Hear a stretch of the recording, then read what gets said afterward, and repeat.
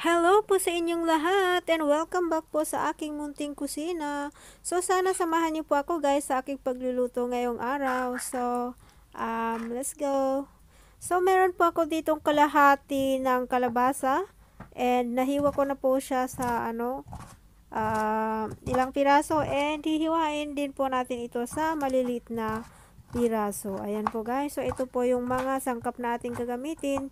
Napakasimple lamang po at ilang konting ingredients lamang po ang ating gagamitin ngayon sa ating pagluluto. Ayan po guys. And meron din po ako ditong ilang piraso ng bawang and atin po itong i-chop. Ayan. Hindi po nawawala ang bawang at sibuyas sa ating pagluluto. Ayan.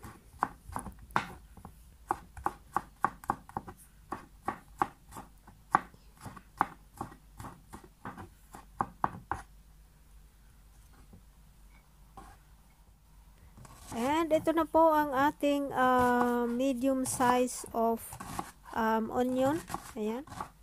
And we're going to chop also this onion. So ayan guys, so kung bago po kayo sa aking channel at hindi pa po nakasubscribe, please do subscribe to Jency Files channel and click the bell button below for any upcoming updates of my videos. Ayan po guys, maraming salamat sa inyo guys sa inyong panonood sa aking video for today. Ayan, and kagamit din po ako dito ng spinach. And ganon din po, we are going to cut this into small pieces. Ayan. So, ito lamang po ang mga sangkap na ating gagamitin. Ayan. And I'm going to write it down all the complete recipes in the comment section below. So, I hope you will check it guys.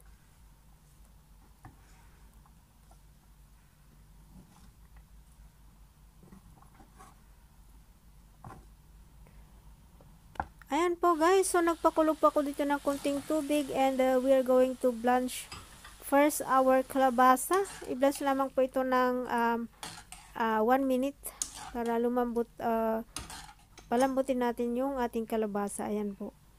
And sa the same pan, maglalagay po ako dito ng 1 tablespoon of cooking oil and isosote po muna natin ang ating bawang at saka sibuyas.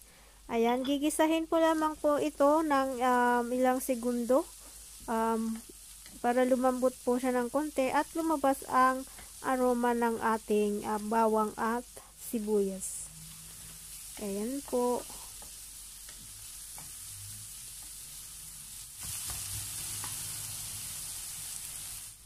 Ayan, so pagkatapos po, ilalagay po natin ngayon ang ating giniling.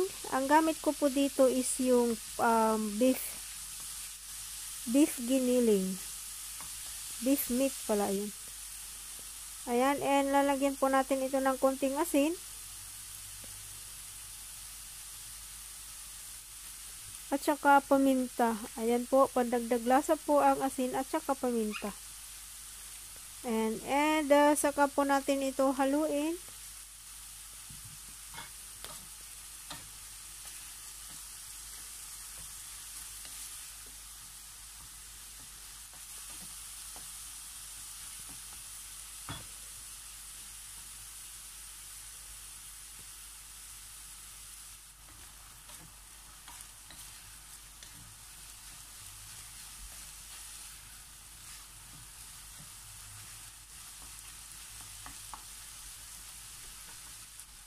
And ngayon, ilalagay ko po ang tomato paste. Ayan po ang gamit ko, tomato paste.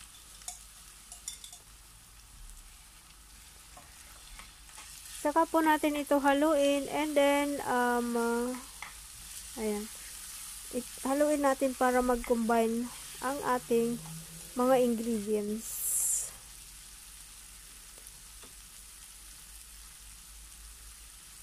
And maglalagay din po ako dito ng ibang mga spices gaya ng dried oregano. Ayan, maglagay po ako dito ng about 1 teaspoon ng oregano and 1 teaspoon of dried basil leaves. Ayan po. Saka po natin ito haluin to mix all the ingredients. Ayan. And we're going to continue to cook this for another 1 to 2 minutes. And titikman po natin ito guys kung tama ang lasa. At kung hindi, magdadagdag pa ako dito ng asin. Ayan, konting asin.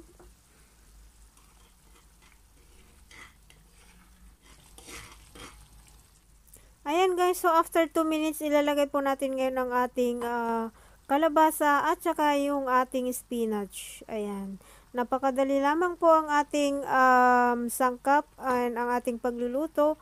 So, ayan guys, so kung nagustuhan nyo po ang aking video, please give me a thumbs up and please leave a comments down below if you have any suggestions or comments or kung saang bansa po kayo nanonood ng aking video.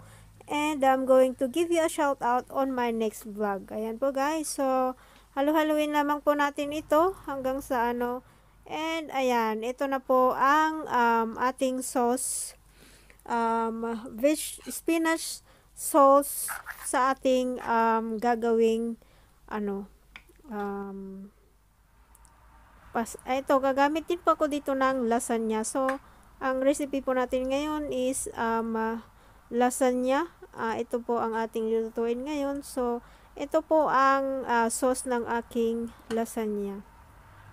Nasa sa inyo rin po guys kung anong gusto nyong ihalo sa sauce ng lasagna na inyong lulutuin. Ayan, saka po natin ito lagyan ng cheese. Ayan.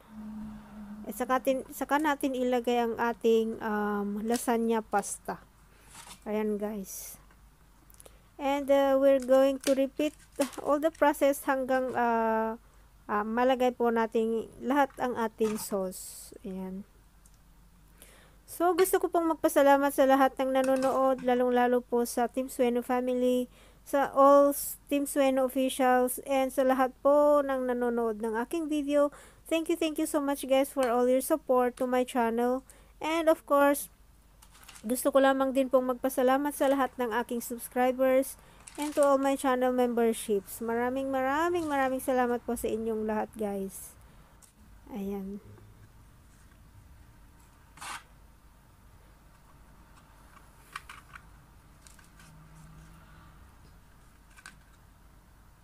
Anyway, ito po yung recipe ko sa pagluto ng lasagna recipe. So, nasa sa inyo po guys kung ano po ang style nyo ng pagluluto. And alam ko naman po na may iba't ibang style ng pagluluto ng kahit na anong lutuin. And mayroon din po tayong iba't ibang style. So, ayan. So, this is my version of cooking lasagna. Ayan. Saka po natin ito takpan ng foil. Ayan. And saka natin ito ilagay sa oven.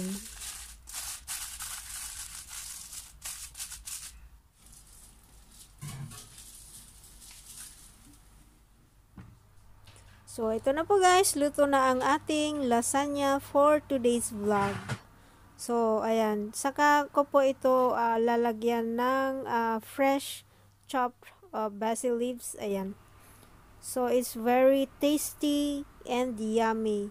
And it's very easy and quick recipes to do. Ayan guys. So, maraming salamat sa inyo guys. And I hope to see you guys on my next vlogs.